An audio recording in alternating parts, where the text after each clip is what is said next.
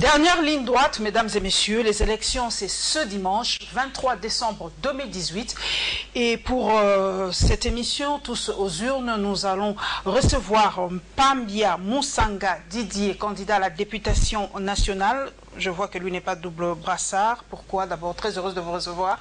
Merci Paulette pour cette invitation. Merci Mpambia Didier Musanga. Vous n'êtes pas double brassard et pourtant c'est pour tout le monde aujourd'hui. Pourquoi avoir choisi tout simplement la députation nationale et pas les provinciales? L'adoption des nouvelles lois qui m'intéressent au niveau national, parce que ces lois peuvent contribuer à améliorer le climat des affaires. Je suis entrepreneur avant tout.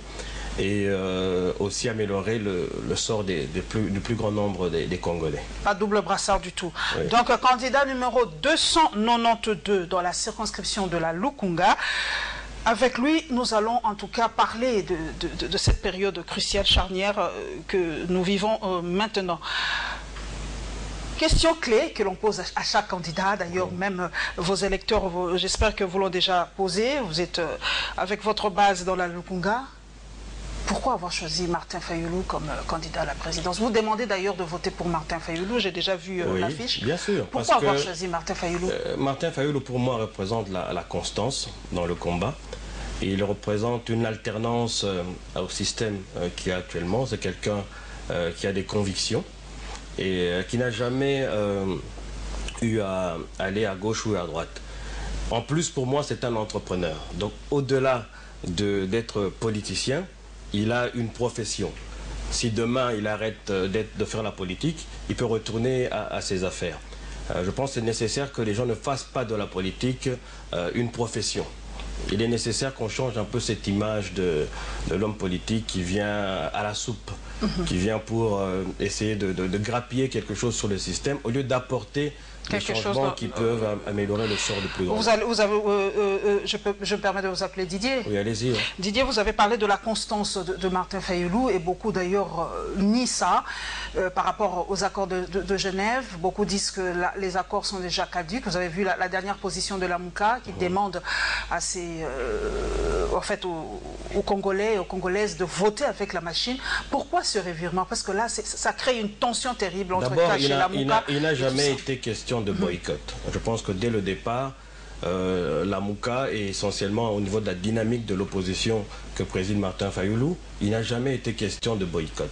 Les Congolais attendent depuis longtemps ce moment et leur empêcher d'aller aux urnes, ça aurait été quelque chose d'inacceptable. Il n'a jamais été question de boycott. On l'a dit, on le redit toujours, nous allons aux élections, mais c'est la machine à voter que nous contestons, dont nous contestons l'utilisation. Maintenant, il a été dit que ça va être utilisé juste comme une imprimante. Et nous, on l'a dit depuis le début, on prend les bulletins, on coche notre candidat et on dépose dans l'urne. Et c'est la position qui demeure la même. Je ne vois pas pourquoi ça crée tout ce tohu-bohu. Autour, on n'a jamais parlé de ne pas aller aux élections. Il a toujours été question d'aller aux élections. Et dans toutes les bases où je suis passé, les gens sont unanimes. Il faut aller aux élections. Les gens ont besoin de changement.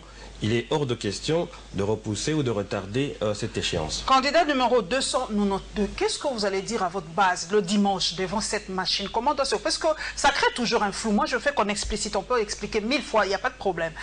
Un électeur vient devant cette machine. Qu'est-ce qu'il doit faire s'il veut voter le numéro 292?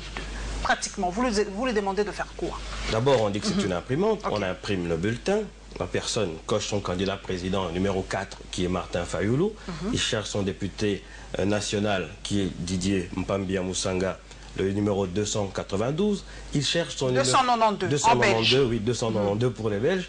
Et il cherche son candidat de la dynamique de l'opposition, qui est Hervé Kombolo, dans la même circonscription que moi, qui est Ngaliema. Et voilà, il dépose ça dans l'urne. C'est simple. C'est simple. Oui. Donc, vous êtes rassuré, la Mouka est rassurée, Didier est rassuré que cette machine à voter ne sera tout simplement qu'une imprimante. Vous avez gagné cette bataille, donc. Je pense qu'il y a la présomption d'innocence, comme on dit en français. Nous allons voir comment la CENI va se comporter. Ces élections sont tellement importantes pour la RDC. On est un pays qui a régressé dans tous les secteurs. Il n'y a aucun secteur qui a réellement évolué. Qu'on prenne la santé, qu'on prenne l'éducation, qu'on prenne le secteur des affaires dans lequel je suis. Les investisseurs qui viennent ici, ce ne sont pas toujours des grands joueurs internationaux qui permettent effectivement d'avoir des investissements qui soient structurants. On n'a que des menus frétins, oui, comme on dit. La plupart. Hein. Les gros investisseurs se réservent encore. Il y a la loi sur les assurances qui a été votée. Il y a des grands opérateurs dans le secteur d'assurance qui peuvent venir en RDC, mais qui attendent. On a libéralisé ce secteur. On a libéralisé. Et dans tous les secteurs, c'est pareil. On a besoin d'investissements structurants, pas des petits investissements qui ne vont pas réellement apporter des changements majeurs dans ce pays. L'emploi est un défi important. Plus de 70% de la population, ce sont des jeunes. Ils n'ont pas d'emploi. C'est une marmite qui peut exploser à n'importe quel...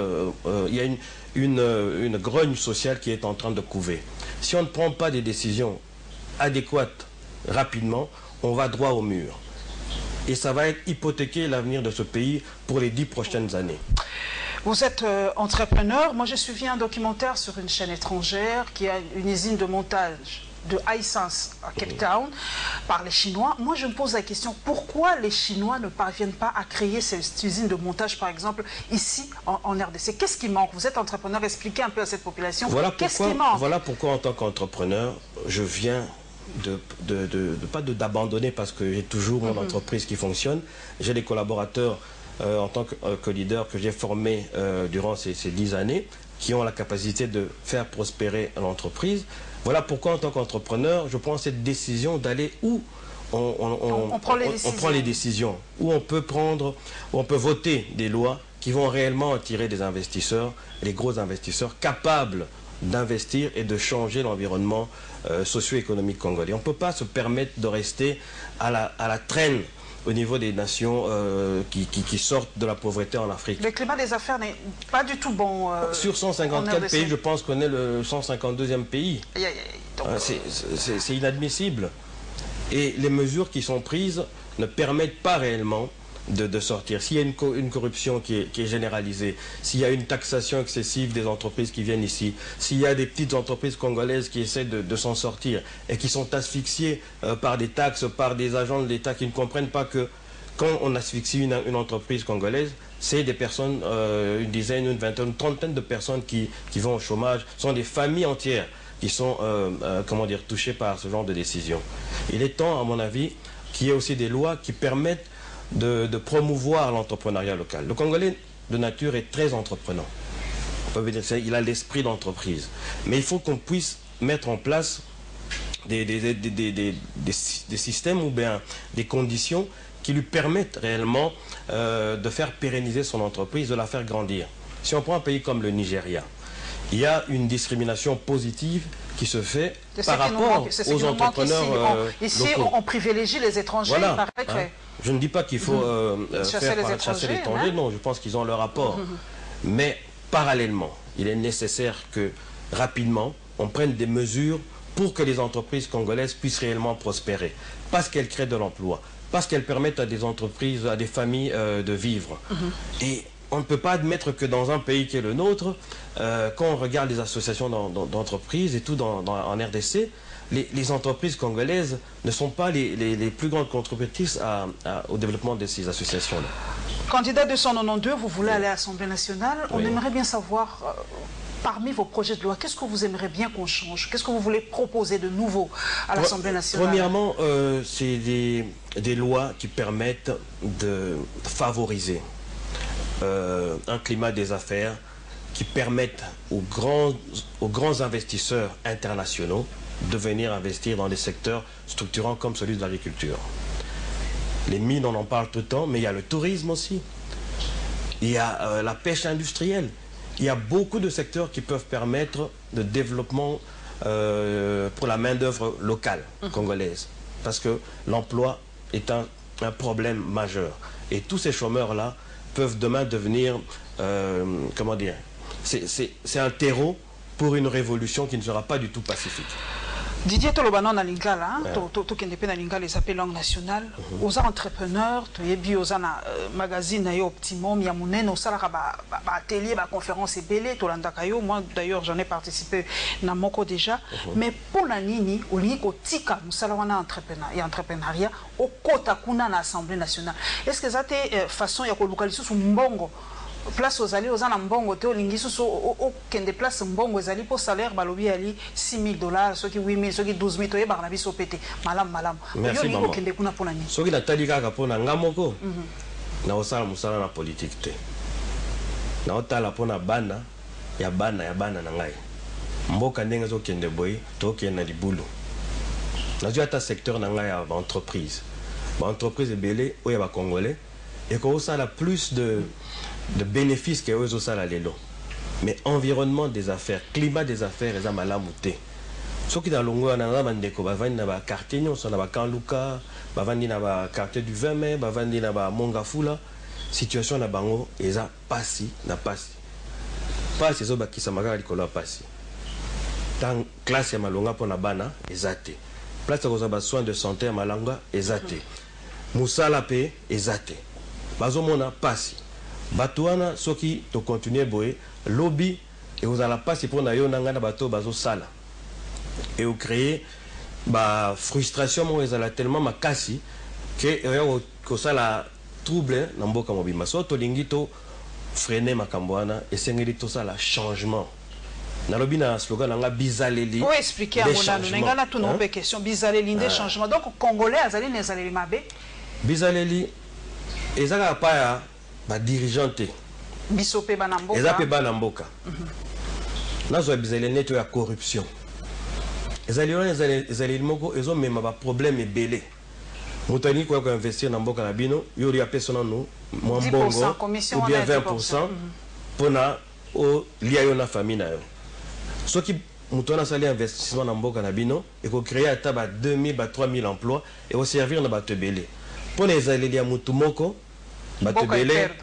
ba koti na pasi babeke mbisi apolaka na mutu ezaka mutu moko te eza système wana nde il faut changer ma ezaleli wana ya lokoso eleki toboyi te bato baliaka na babike mutu aliaka esika azosala mais kolia mosusu ekoma mema pasi koleka na mboka bizaleli mpe eza basaleli bino terrasse na quartier yo olubwaka fulu nao na epai fulu ezali obwaki yango na kati ya terrasse bizali olana mpe ezobema salite mema bosoto na kati ya mboka epesi mpe maladi bizali nde changement ezotouche bato nyonso me tolobeli mingi nanu na bakonzi po bakonzi nde baolakisa ezali ya malamu mpo na bato baza na se bachange ezaleli mabe ezali sutu nini ozoloba mabe mpo na mboka nao yo mokonzi soki oza na makanisi ya malamu te pona mboka na mboka no évoluer te vision tozo kende wapi opesi bato on navigue à vue ba ozui atozo tonga ndako il faut za la fondation et donc bengi plan stratégique ya mboka mso ya mike to otanga comme te na pemeni bana ba plan stratégique na biso to na ministère mobima non ministère de plan na batala ba dossier tonda kuna ba DCA to longa ba nini soki nini ezali mais na peso exemple moko ya muke yazui net loko ya recensement depuis 1984 ndito sala recensement ya mboka koyeba batu boni baza na kati ya mboka tilelo toyebite batu baza boni so ningo sala hôpital école ningo tonga gocha mai na ba quartier foyeba batu baza boni menga na yebike na PNUD apesaki mbongo depuis soki 3 ans pona basala recensement na basala ngote pona nini tolingi toyeba ba congolais toza boni tozosala nini tovanda wapi makambo ezebele tokoloba ana tango mukete mais za pona koloba ke tango ekoki sikoyo batika pe bato asika baya na bizaleli ya sika soki to changer bato mais to continuer kaka na bizaleli wana kala c'est que toko bujata na 1 cm ezaleli mosusu ya mabe mikolo yo pendant campagne yo oye mati makasi ali tribalisme Didier yo moko zomona na ba réseaux sociaux ndenge ekotoka siko totuna yo ngape nazana nka tribaliste temeninka otuna est-ce que fibre wana tribal pour la ligne mati lelo makasi boy pendant campagne pour mingi bako soutenir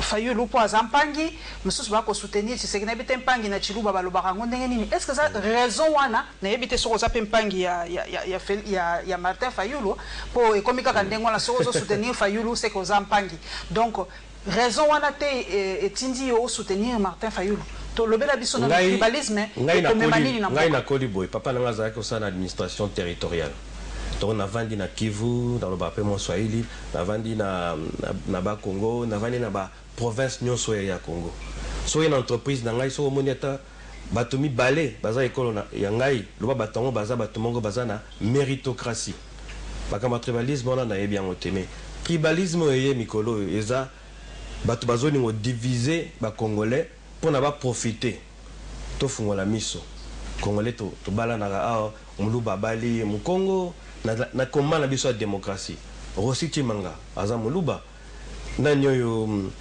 oyo Floribert Chebeya aza muto Kivu bano bakufaki na Bukavu kuna babato Kivu Amatungulu aza mutu ya bandundu totika makambo wana eza buzoba ezoliko diviser ba congolais pour na ba tokende na ba élection te surtout landi makambo tribalisme wana buzoba et ça ba trouble moko et ko empêcher biso na décision ya makasi ezali to ça la ba élection yo pour na to changer système to changer makambo ezoleka na mboka na biso Congo eza Congo ya lokumu il faut to restaurer fierté à Congo to mboka monte za mboka moka mukie bazotala biso neti banyangala kati bazobenga na biso na bekolo pembeni wana pesa ba sujet engagement na biso to yebi Congo to uti yape to yebi Congo to za nani so yebi eloko zali o sala nyonso otikala balongo la fierté na yote ba longo la congolais fierté na ye to ko ndima ngote engagement na biso a liboso eza pona de retour il y a fierté à restaurer la fierté de la RDC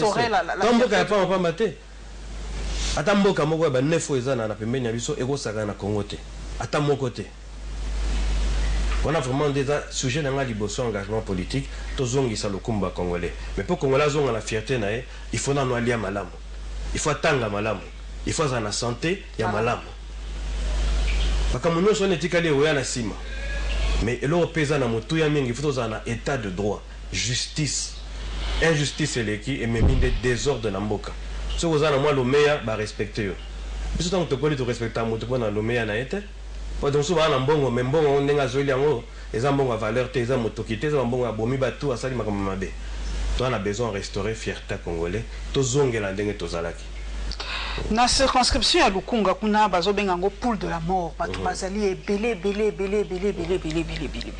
est-ce que yo mtokiti na base pour ba reprocher kabino air ya campagne boke ko kenda ko luka bango bozo kende bozo pesa bango ba polo na ebite soki opoza papa social ba pesi bato ba t-shirt ba pesa bato ba polo ba ko pesa bato mo ba sardine mo biloko nini mais soki ba élire bino bokimi bango pendant 5 ans bozonga kalisusu te botiki bango sikoyo na kati ya circonscription ya Lukunga papa Didier problème nini oyo kuti nango kuna okoko transmettre na assemblée nationale oyo promettre bango que koki ko changer belé maman omoni ba commune nyonso ya Kinshasa na périphérie nango eza na ba quartier périphérique eza ba quartier tozomona ba fléau ebele courant ezate même so mona une année bazana courant mais so 6 mois courant ezate ba érosion neti na quartier na kuna na Delvaux na Simakuna ba érosion bazozo ba solution mo eza ba solution na bengo palliative mais il faut pas bundela na ndenge mo ba ya eza les sous ya libela te mai bazana ngote kela se malonga ba na ezate ba hôpitaux même ba pharmacie pamba ezate donc ça ba problème tellement ébélé que il faut prioriser nano bilo mususu netu eza énergie au privilégier social to social les amours c'est ça entremêlé tout est entremêlé en tout cas il y a pas de priorité il faut ça quand même effort le binon à venir à Congo ezaneti liboso bato balia malamu yo za entrepreneur ngana yiko tuno question pour Congo comme en émergence yango photo sala nanu nini poto comme émergent secteur nini au photo prioriser pour ba yesa kibiso ou émergence ezali na 2030 ba kanza ki 2030 to komate to komi ko koma 2030 yango kala mikite bon siko secteur nini yango ko permettre biso to atteindre émergence wana émergence lingo lo banini que niveau qualité à vie à bateau et bon ganan.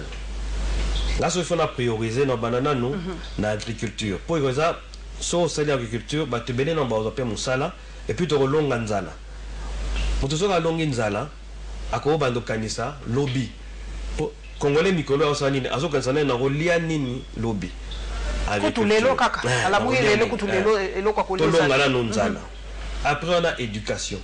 Parce que tout ça quand éduqué à occuper santé nae, so quand éduqué abandonner dans makama politique, so bengo ko ça va tété za boité. Bozoko sangai. Éducation, santé. Après on a dans un entrepreneur dans Epsakio, il faut qu'on attire bah investissement pour y avoir créer misala. Bah Congolais remettre un peu les Congolais au travail. Chômage atteindre bah niveau, moi je pense qu'on a 70%. Dans le quartier, on a besoin de 3 bateaux, bah qui est misala. Tous les amis, le chômage déguisé, hein, chômage amis déguisé. Mais bateau souvent informel. Informel, à tel qu'à la bah bilo on a un pembeni. Informel on a payé, il faut aussi l'année ni causons ça on a formel. Pour exemple bah pas quoi.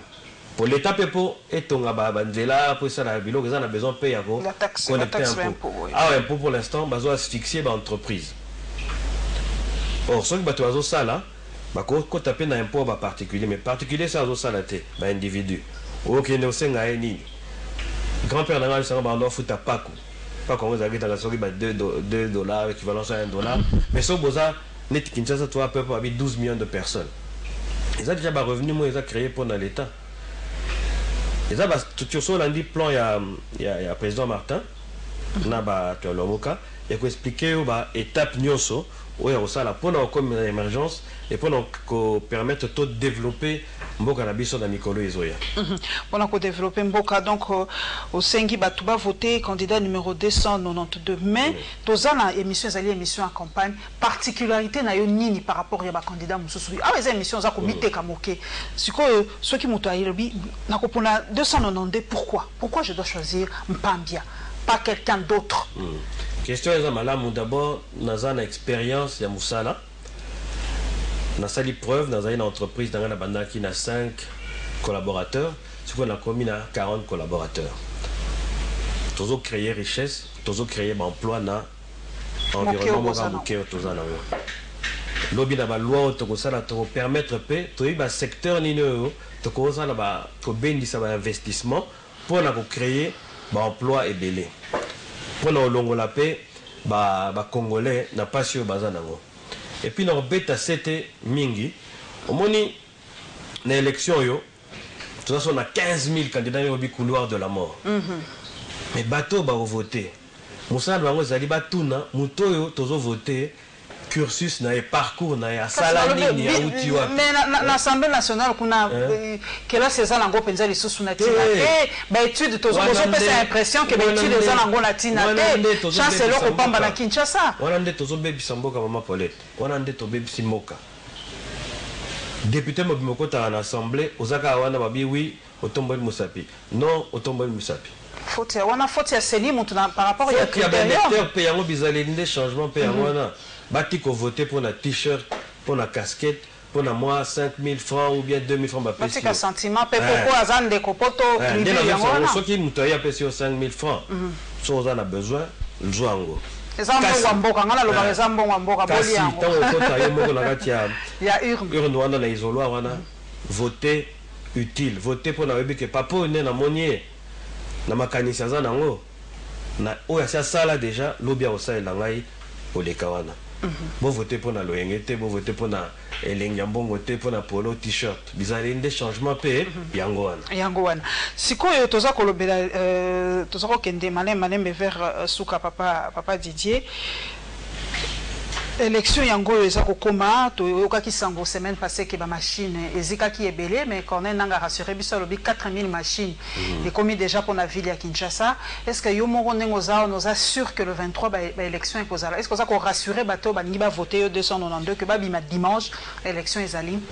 Ngai na epsi ba base na ngai no sopa na kende ki na Kanluka na ba mama marché Delvaux na pesi nombote bato ya UPN kuna bato badia dingi bato partout na l'équinabi le 23 élection ezali pour ndenge tozomona na ba information jusque là tozo na information contraire te au lobby que élection ezala te le 23. Maintenant tous abissonioso ko zela confirmation mais autre yebi c'est que le 23 oyo élection ezali le 23 oyo abuo pia to passer dans nous dans système sous le changement même toza ko yoka pe balobi opposition yoza muta opposition ko za ko soutenir Martin Fayulu c'est ko za muta opposition balobi bino bo préparer ka contestation déjà vous allez aboyebi déjà ki bozona binoté pour préparer déjà contestation. Qu'est-ce qui va se passer sur qui candidat na yo Martin Fayulu abimité to yo moko ozuité message ni ko lobela ba électeur na yo bandi maté ba contester to ba sala que tozo luka ba élection moi za la transparente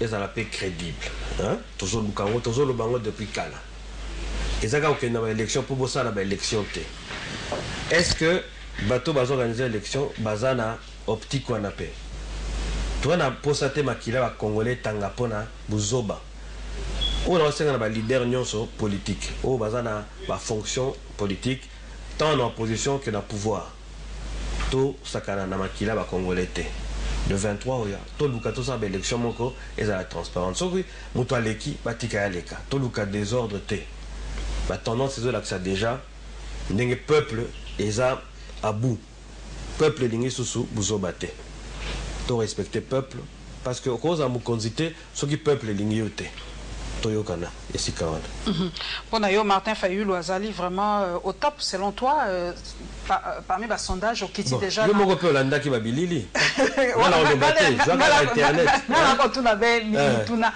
est-ce que aux assure penza que yem taza ko incarner changement wana aux populations il on ngai azo incarner changement azo incarner et puis azo transmettre changement na peine à peuple bozo mona ndenge aza en communion na population ici que nous sommes tikié à si baloba ki na biso Martin Fayulu aza na base d'un donc base alobi bazako base ngo ya RDC ba pesa ka batumbongo donc eza na ngo sur pété que za base na ye bozo kanze mo bazo yemba te pesa polote apesa mbongo te to voter na nko peuple a sali apesi choix na ye toyoka peuple to sala ke mapona mioyo eza la oikocha Congo positivement na carte ya monde tout ça la sonité Congo kaka mboka na makamaki na malamu te ya mbaloyo to l'accepter na monde que ba congolais baza na droit ya dignité ba na droit ba restaurer fierté na bango baza na droit pe que bana na bango ba profiter de ba richesse mboka na bango parce que